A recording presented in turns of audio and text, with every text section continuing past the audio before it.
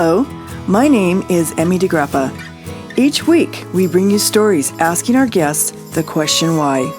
We learn about passion, purpose, and the human experience. Brought to you by Wyoming Humanities with the generous support of the Wyoming Community Foundation. This is What's Your Why?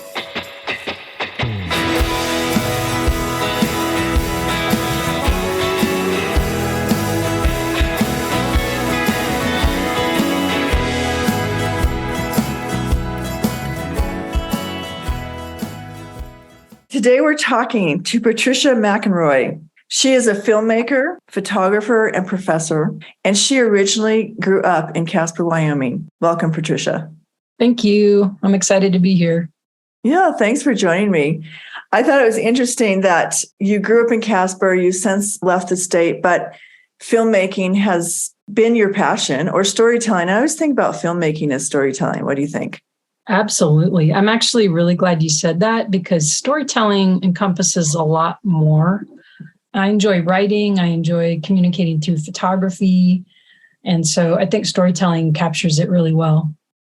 I do too. And as I watched some of your films on YouTube, I was thinking, you're really telling a story. You're giving a perspective from someone else's point of view. And I wanted to know, how did that become your journey? I'm not sure how far back you want to go, but I was thinking about that, knowing I was going to talk to you. And I really got started in 4-H in Wyoming. Photography was a project you could take in 4-H. And so when I was in grade school, I got a little Instamatic camera, and then I graduated to a DSLR, which is one with all the manual controls. And then I decided to take it at Casper College when I went there. And so everything just kind of grew out of that. And so when you were in 4-H, I think that is really fun and interesting, that photography was already a passion, and then you just kept growing in it and took it a step farther. But filmmaking and photography are also very different. So how did you work into filmmaking? That's a really good point. When I was younger, I was like, I don't want to shoot video. I just love the moment. I love capturing that moment that's so separate from all the moments around it.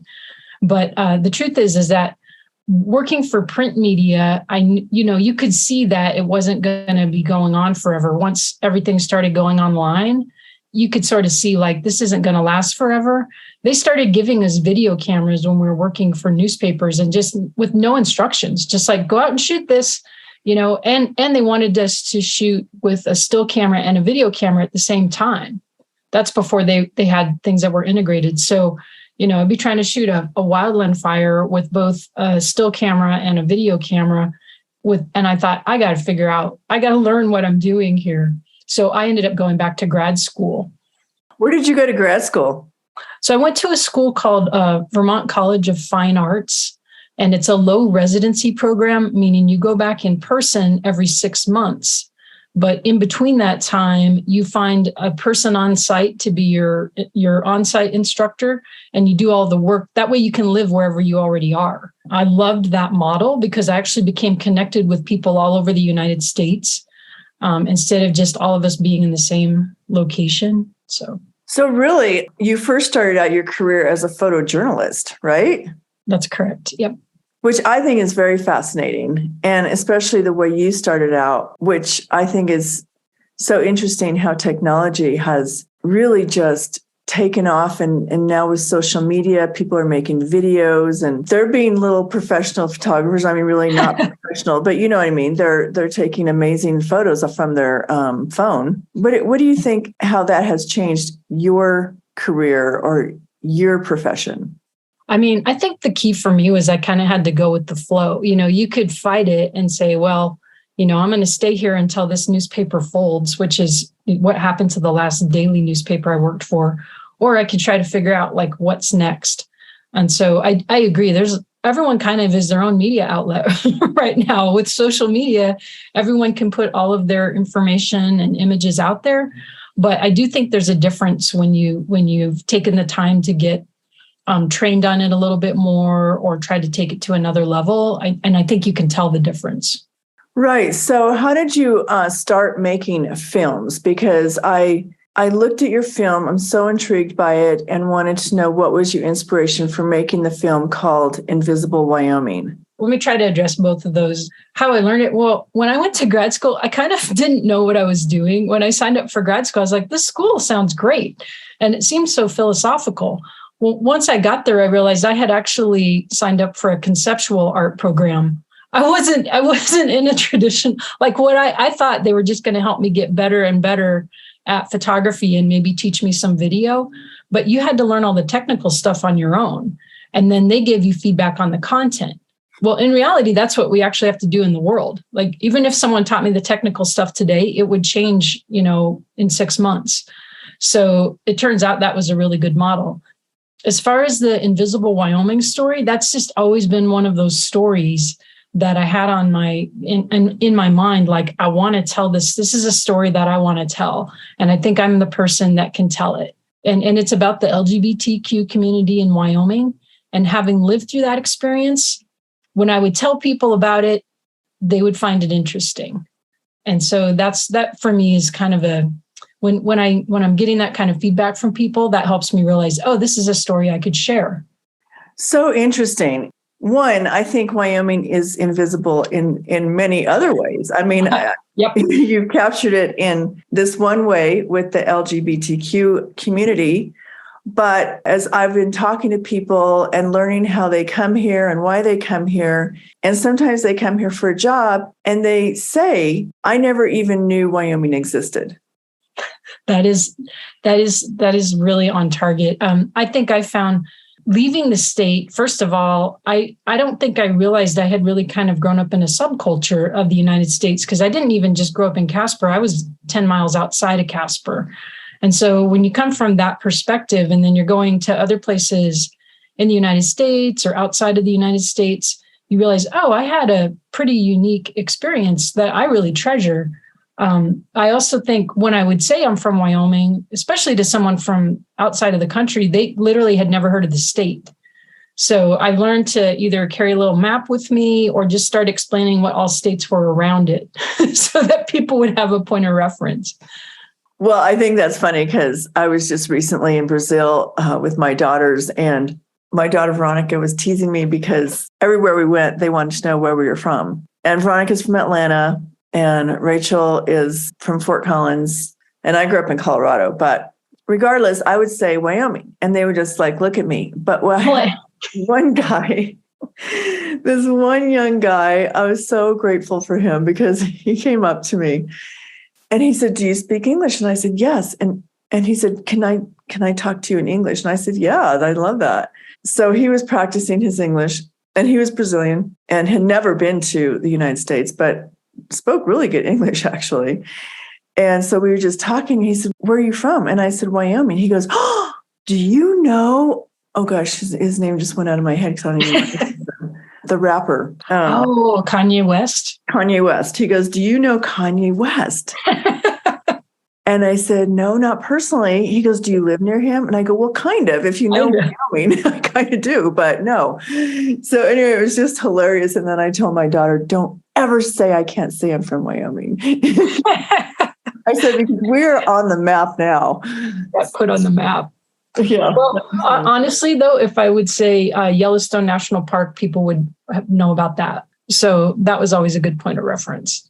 Yeah, that's true. So when you talk about Invisible Wyoming in your film and the reasons you made that film, why were you the person to tell the story?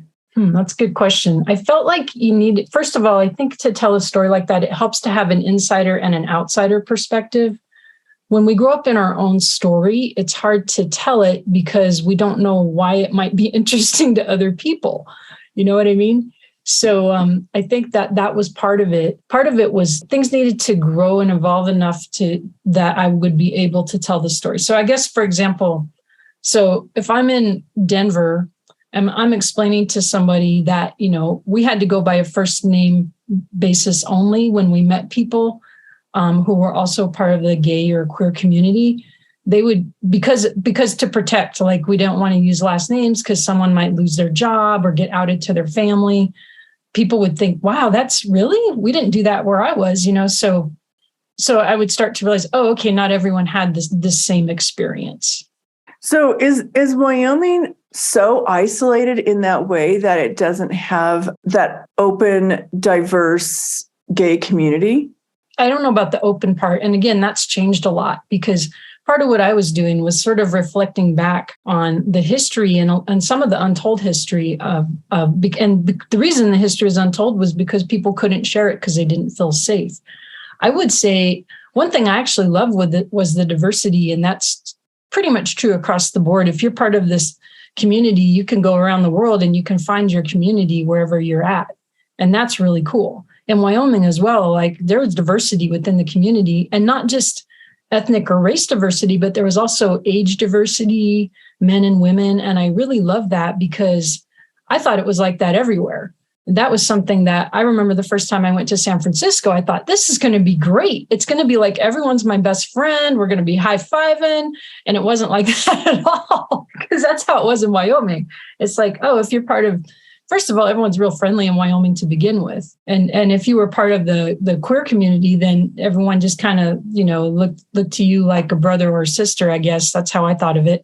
I got a surprise when I went to San Francisco, and there were so many people, they were able to fraction off into cliques. You know what I mean? So they might be more divided actually by gender or race or, age. And I hadn't anticipated that. That's the beauty, I think, of growing up in a state where there is such a small population. When people know you and love you, even if they found out you were gay or had an opinion about that, I don't think that would stop them from loving you. That hasn't been the case for me. I mean, I'm sure it has been the case for other people. The other thing is, honestly, like people kind of just start. One of my friends in the film said, oh, well, in my family, it's always been an open secret. Meaning sometimes in the West, in the interior West in general, we just don't talk about personal stuff that much. We just accept each other at face value for who we are. I mean, I don't even care. I didn't used to care anyways. I didn't care what your politics were, any of that stuff. I just, how you treated me and who you were as my neighbor or friend or relative, that's what was important to me. And so that's kind of what I always counted on. But however, if you're showing up to the family reunion for 5 years in a row with the same person, people start to click. Like you don't necessarily have to say, this is my partner. They just start to understand that's the case. That's a kind of way of that. That's the kind of open secret way. The other way is just to say, hey, well, nowadays I can say, hey, this is my wife, just the same way somebody else would. So that is so true. I love that term, open secret. It's true, but there's no reason to have a discussion about it. And I think that is a really good way to be, because it's no one's business. It's your personal choices, and it doesn't make you better, worse, different. I just think that should be the attitude that, okay, that's Patricia's choice. That's her life. And honestly, it's only one part of my identity. I think why I loved making Invisible Wyoming so much is that the two strongest parts of my identity are being from Wyoming and being part of the LGBTQ community. Most people that I've met outside of Wyoming have met somebody who they might identify as being gay, but less of them have met someone from Wyoming. So, oh my gosh, that's so funny. So I usually had more explaining to do on the Wyoming end, except when I'm in Wyoming, then the tables are turned the other direction. They're more likely not to have met maybe, or openly have met somebody that identifies that way. So now this is kind of a switch, but when did the word queer become cool? That's a good question. Back in the 90s, I was working for the Casper Star-Tribune. One of the other reporters, his name's Jason Marsden. He later became in charge of the Matthew Shepard Foundation. But Jason and our bosses knew that we both identified as gay, but we hadn't actually come out to each other. Well, they sent us to cover a gay rodeo in Montana, which was a lot of fun. This is the 90s, and there were people wearing T-shirts that said "Queers and Steers," and so and I think we published a photo that said that. And I remember I saw my parents after the article was published, and my dad's like, "How'd you like hanging out with the queers?" And I was like, Dad, you're not supposed to say that. And he said, why not? They put it on a t-shirt. So for me, that's the first time I remember hearing that word, and it's one of those words that, was used as an insult, but then is reclaimed by a community. And I like it because I feel like it covers the gamut because, as we know now, there's lots of different ways of identifying. So that's why I like that word. That's so interesting to me because I guess I feel like the reason I never liked the word is because, well, first of all, it was like a bad word, right? Yeah. We didn't use that word. And it also kind of had this meaning of being weird. Yeah, that's true. And I don't like thinking about that when I think about the gay community, because I think that that's where they don't want to be. Well, maybe. I like to embrace my weirdness. Okay. Okay. Well, that's a good thing to know that you embrace the weirdness. Okay. Well, that's good. I guess I didn't look at it like that. Growing up, I didn't actually identify that way until I moved out of the state. And it's not an uncommon experience that you need to move away from your hometown, even if you stay in the same state or whatever, to help form your identity. It's really hard to not have people around you forming your identity unless you have a chance to kind of get outside of, that bubble of where you grew up. So I guess for me, growing up in Casper, I was just one of those kids who I played the cello. I took photos for the yearbook, but I was also in 4-H. And so I had friends that were in all different places and I dressed weird, but that's okay. They all had known me since I was a kid. So it might've been different had I come from out of town dressed weird. Interesting. Yes, that's so true. They just embraced who you were because they knew you. And that's also just one of those things about whoever you are, wherever you are. I love when people can embrace other people for who they are and not judge and not, have to have an opinion about everything or everyone. One of the things I wanted to ask you is about your films in general. Do you always try and tell a story that's really different, that is about not necessarily the LGBTQ community, but about people who are marginalized? Let me put it that way. I have been doing that. And so in a couple of my other documentaries, one is the Clara, Angel of the Rockies, who was an ex-slave who came to Colorado in 1859. And another one is Nicodemus, Kansas, which is an all-Black town in Kansas. I think for me, and again, really as a storyteller, is you start to get kind of an intuition about what a good story is. And I also try to see, has the story already been told? Has it already been told in certain ways before? Is it worth me to tell that story? Because I think those are stories that I think need to be shared. And also that I really enjoyed learning while I was working on all of them. Well, I did notice that when I was just doing some research and looking for your films online. And I did notice that they were about marginalized communities. And because you, even in your Invisible Wyoming, you do have a focus on the Matthew Shepard incident and who he was as a person, and just hearing his parents talk was really heartfelt.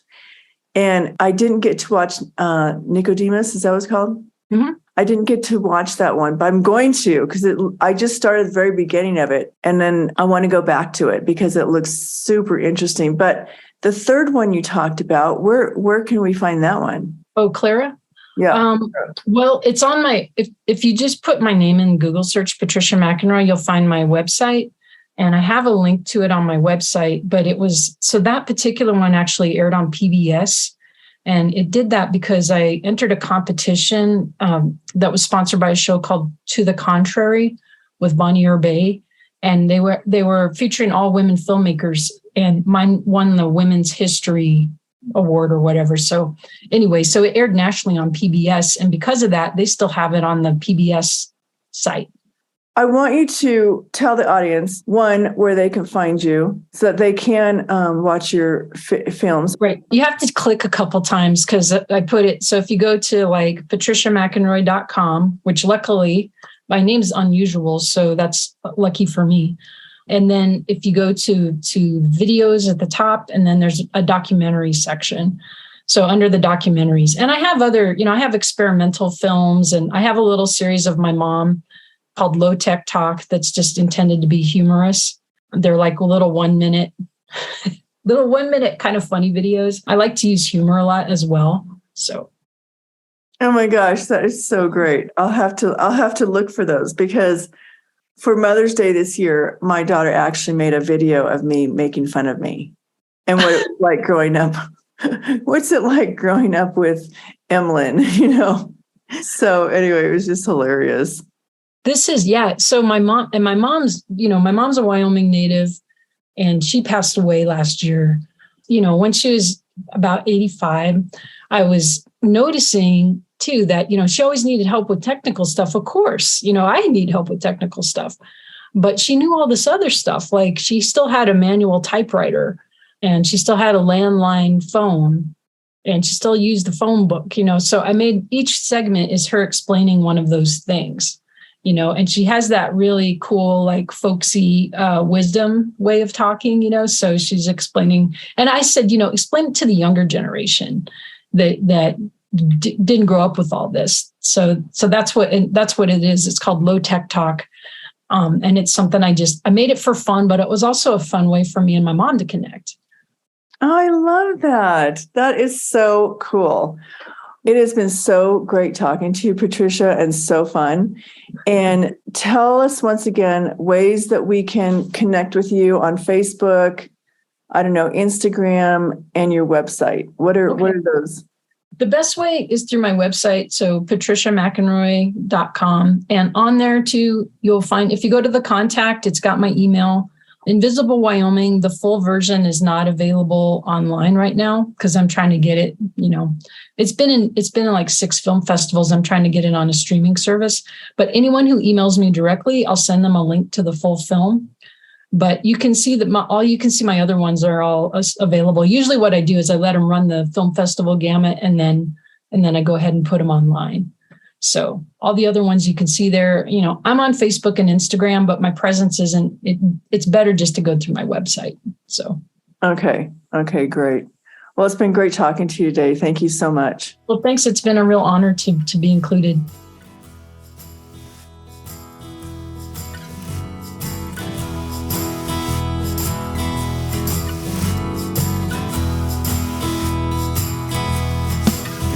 Thank you for joining us for this episode of What's Your Why?